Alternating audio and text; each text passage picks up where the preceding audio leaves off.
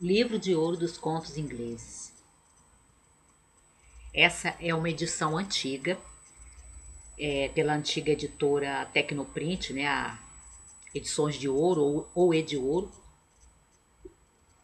Eu não sei que título esse livro tem atualmente pela Tecnoprint, pela Ed Ouro. Não sei nem se ainda é reeditado, que eu tenho desde 1983, no meu primeiro ano da faculdade, que eu comprei. E ele é uma seleção bem representativa da literatura inglesa de começos do século XIX até a metade do século XX. Entre os autores, a gente tem o Walter Scott, o Thackeray, o Dickens, o Thomas Hardy, o Stevenson, Oscar Wilde, Bernard Shaw, Joseph Conrad, Jeremy K. Jerome, Conan Doyle, Kipling, H. Wells, Chesterton, Somerset Maugham, Virginia Woolf, James Joyce, Catherine Mansfield, D. Lawrence e outros ainda.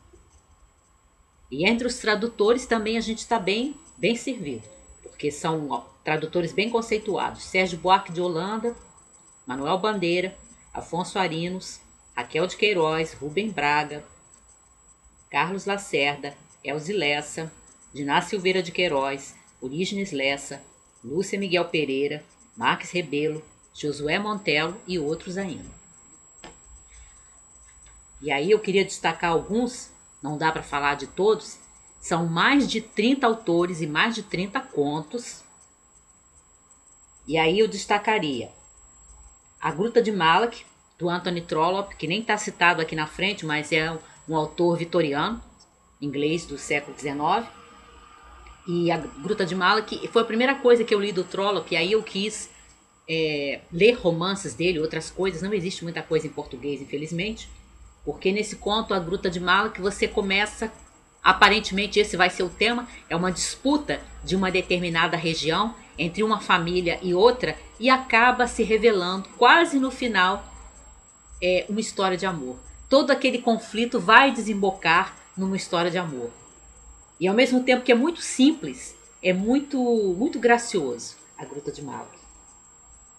Depois tem o Mark Hain, do Stevenson. Não aquele Stevenson, o autor de aventuras, do A Ilha do Tesouro, do Raptado, mas aquele lado do Stevenson do fantástico, de Um Médico e um Monstro. O Mark Hain se insere nessa faceta, nessa linha do Stevenson.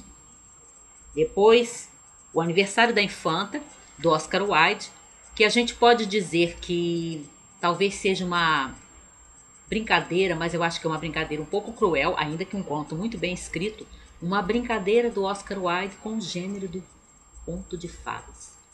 Wilde escreveu alguns contos de fadas e O Aniversário da Infanta quase se insere dentro do gênero, mas quando você vai chegando no final, você vê que há uma ironia, uma mordacidade muito grande ali. É uma brincadeira um pouco cruel do Oscar Wilde com o gênero, na minha opinião.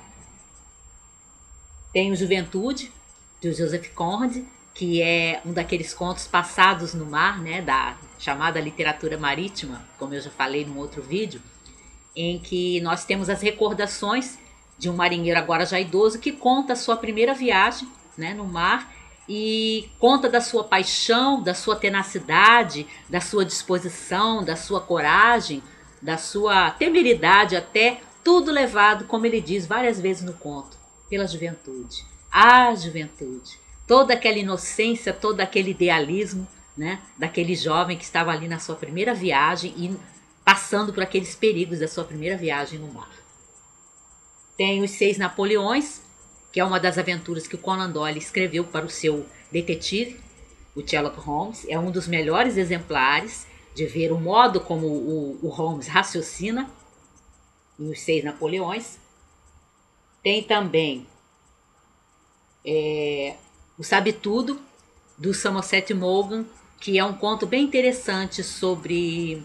Bom, se eu disser sobre o que é, vocês descobrem. De qualquer forma, a gente pode dizer que é um conto sobre alguém que se julga muito sábio, muito inteligente, mas depois a gente descobre que essa pessoa também pode ser, apesar de toda a sua pretensão, pode ser até misericordiosa.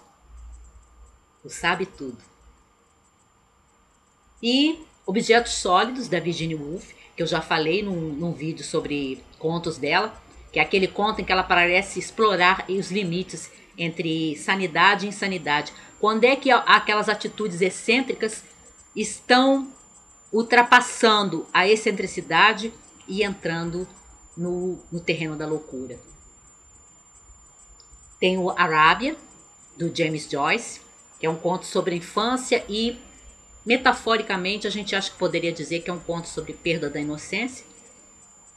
O Oficial Prussiano, do D.A. Lawrence, que é merecidamente, dos contos que eu conheço dele, é quase uma novela, porque ele é extenso, o seu conto mais antologiado, que aparece em maior número de seleções de antologias, porque é um conto perturbador, muito bem escrito, uma verdadeira análise dos dois personagens principais, do oficial prussiano e do seu ordenança, um verdadeiro duelo entre os dois, e o que é que está ali, não dito, e que está na relação, né, do relacionamento dos dois.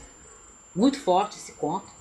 E, para fechar, embora não seja o último, e tem muita coisa boa aqui, a Vida da Velha Parker, da Katherine Mansfield, que quem leu Angústia, do Chekhov, vai reconhecer o ambiente, os sentimentos, as dores, o clima do Angústia, do Chekhov, nesse A Vida da Velha Parker, da Katherine Mansfield. Muito bom, muito bom.